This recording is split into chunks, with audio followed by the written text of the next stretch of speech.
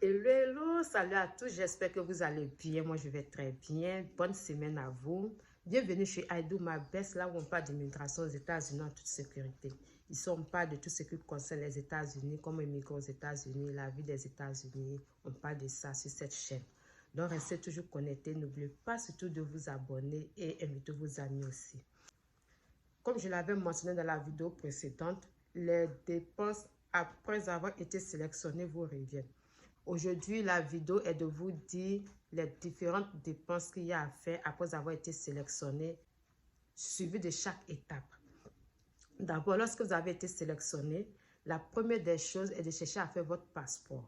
Parce que le passeport fait partie des documents qu'il faut déposer pendant l'interview à l'ambassade. C'est dans le passeport qu'ils vont mettre votre visa. Et le prix du passeport vous revient à 50 000 francs. Bon, moi, je viens de la Côte d'Ivoire, donc je sais que le passeport est à 50 000 francs. Pour les autres pays, je ne sais pas. Mais je sais qu'au Cameroun, ça arrive encore plus cher.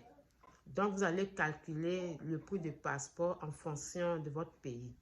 Ensuite, après avoir fait le passeport, lorsque vous allez avoir la date d'interview, vous devez chercher à faire votre visite médicale au moins 3 semaines avant la date d'interview. Pour la visite médicale, vous avez besoin de 150 000 francs, y compris votre transport. C'est sûr que peut-être il y aura un peu de monnaie qui va rester. Mais surtout, n'oubliez pas de demander à chaque médecin si c'est vous qui devez venir chercher votre résultat ou soit si c'est le médecin qui va envoyer le résultat au niveau de l'ambassade. S'il savait que c'est vous qui devez chercher votre résultat, le résultat sera dans une enveloppe bien fermée. N'ouvrez surtout pas l'enveloppe. Parce que si vous ouvrez l'enveloppe et que l'ambassade se rende compte que vous avez ouvert l'enveloppe, ça sera considéré comme une fraude. Parce que si vous ouvrez l'enveloppe, on se dit non que vous pouvez falsifier aussi les résultats. Donc, vous allez être disqualifié. Vous risquez de ne même pas avoir le visa. Donc, faites très attention. Ensuite, pour les frais d'immigration, les frais de visa, vous reviennent à 330 $. Si vous êtes une famille nombreuse, c'est-à-dire papa, maman, enfant, vous devez multiplier les 330 $ par le nombre de personnes. Si vous êtes deux, ça fait 330 $ multiplié par 2. Si vous êtes 3, 330 $ multiplié par 3. Après avoir reçu votre visa, vous devez payer les frais de la Green Card qui revient à 220 $. Pour cela, vous avez deux options. Soit étant au pays, vous envoyez de l'argent à une personne qui est au niveau des États-Unis pour pouvoir faire l'application pour vous, ou soit vous attendez lorsque vous êtes sur le territoire pour pouvoir faire vous-même l'application. Tout dépend de vous. Mais sachez une chose, si vous ne faites pas l'application parce que vous n'avez pas d'argent, ça peut arriver. Peut-être vous allez vouloir travailler pour pouvoir payer ces frais-là. Si vous voulez travailler et aller à l'école, vous devez faire l'application pour avoir votre green card parce qu'on ne peut pas aller à l'école ni travailler sans ça. On demande toujours cela. À moins que pour le travail, pour les femmes, vous pouvez partir tresser, avoir votre argent, votre cash et puis faire l'application. Pour les hommes, bon, je ne sais pas ce que vous pouvez faire, mais il y a les petits boulots à côté où on ne demande pas ça dans les restaurants africains. Voilà, si vous expliquez que vous n'avez pas de papier, peut vous aider à travailler pour vous payer, vous allez faire l'application. Ça, c'est une option aussi. Sans la Green Card et la Social Security, vous ne pouvez pas aller à l'école. Vous ne pouvez pas travailler normalement.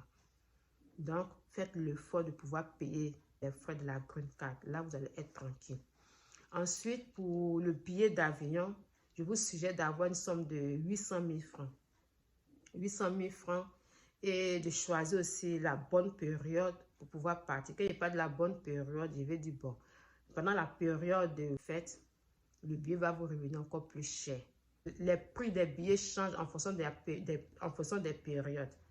Donc, faites tout possible pour pouvoir quitter dans une période vraiment qui va vous arranger en fonction de ce que vous avez comme argent pour pouvoir aller en voyage. Surtout pour le dernier point, n'oubliez pas d'avoir de l'argent de poche sur vous. Si vous avez même 300 000 francs, ça peut faire quand même quelque chose comme argent de poche ou plus. Parce que votre sponsor à lui, ce ne va pas vous prendre en charge totalement. Même s'il a mentionné, ce n'est pas évident. Ce n'est pas impossible, mais ce n'est pas évident. Parce que vos petites courses, il ne va pas prendre l'argent comme ça pour vous donner. Ici même, là, il n'y a pas le cash qui circule en tant que tel. On paye chaque fois, on vous paye. on vous paie directement dans votre compte. Donc, on ne va pas le faire retrait, tiens. Bon, c'est pas évident en fait. C'est pas impossible comme je l'ai dit, mais c'est pas évident. Donc, faites tout possible pour avoir votre argent de poche. Donc, c'est un peu ce que vous devez faire comme dépense. Donc, je ne peux pas faire le calcul pour vous. Donc, vous pouvez regarder la vidéo et puis essayer de calculer ça fait combien. Mais à mon avis, je peux vous dire, avec 2 millions, vous pouvez faire toutes les dépenses qu'il faut. Voilà, c'est ce que j'avais à vous dire. N'oubliez pas de faire votre cotisation. Cotiser de l'argent, ça va vous arranger. N'oubliez surtout pas.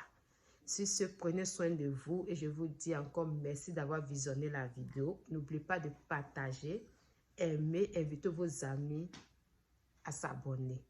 Abonnez-vous pour m'encourager. Sur ce, bye bye.